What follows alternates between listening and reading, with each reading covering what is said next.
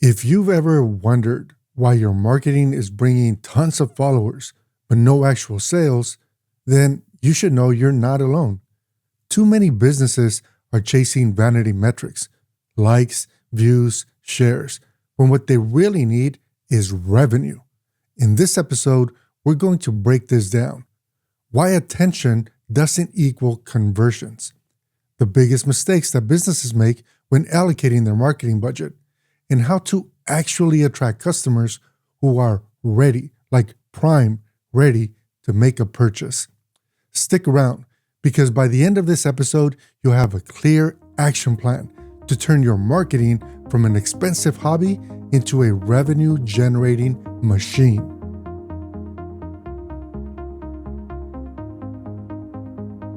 Let's talk about the number one marketing mistake I see business owners make time and time again.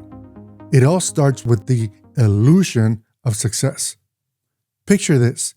You're running social media campaigns, your engagement is through the roof. Your content is going viral, but your sales are not moving. Why is that? Well, because you're focusing on reach, not revenue. Let me share a real-world example. I was working with a business owner who offers high-end anti-aging treatments. Think $800 to $2,000 for one single session. They decided to go all in on influencer marketing and partnered with a 20-something-year-old who happens to have a little bit under 10,000 local followers. They were expecting a flood of new customers. Instead, they got nothing. Why? Because their ideal customer wasn't following that influencer. Now let's talk about the second big mistake, how businesses spread their marketing budget way too thin. For that, we're going to use this water bottle as an example. The water in this bottle represents your entire marketing budget. And what we do with that is going to determine how successful we are or aren't. Picture this. We're going to take this water and pour it into 1 or 2 cups and fill them up completely.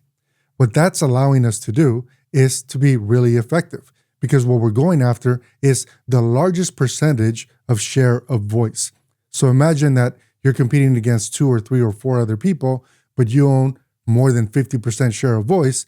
That means more than half of the people that are looking for your product or service are going to actually find you first before they find your competitors. That's what we're trying to accomplish.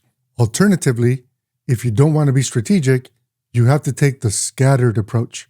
And that would be take this water and pour it into 10 or more different cups, allowing you to effectively shrink your total share of voice.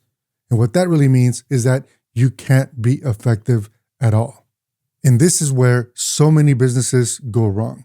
They're trying to be everywhere at once.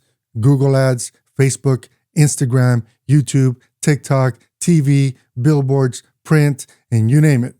But in the end, you end up with no significant impact at all on any one channel.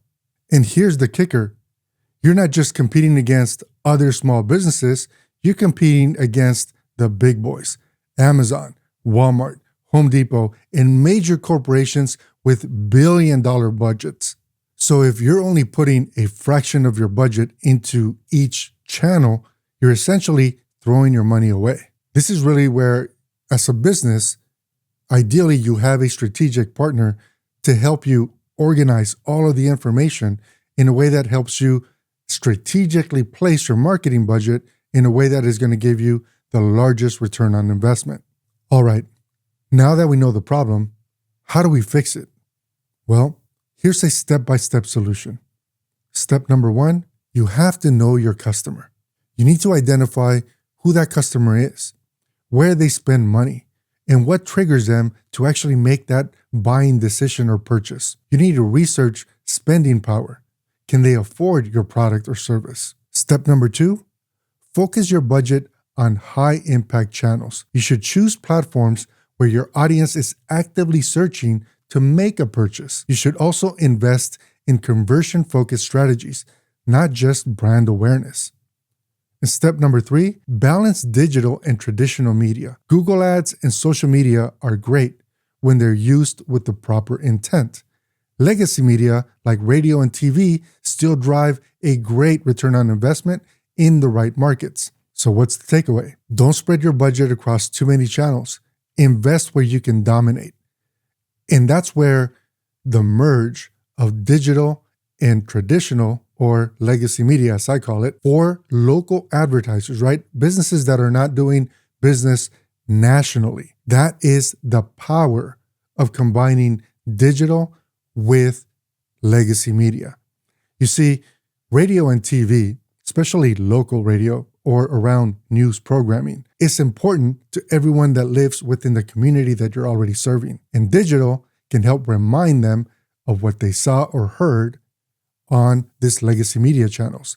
The combination of the two are actually really powerful for local businesses where someone needs to physically walk into your place of business, your building, and buy a product or service from you. And that's what I mean when I say you should invest where you can dominate. So let's recap.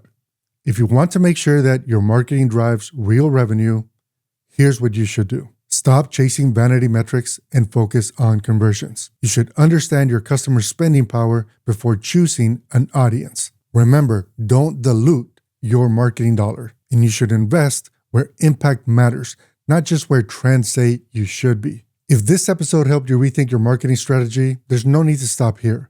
I break this whole process down with a lot more detail on my latest blog post at MediaOnQ.com. You can also download our free 2025 marketing playbook. And if you need help building a strategy, we should talk. You could book a free consultation with me directly or someone on my team. And you should remember, marketing isn't about being seen, it's about being chosen. Until next time, I'm Carlos Quintero with MediaOnQ.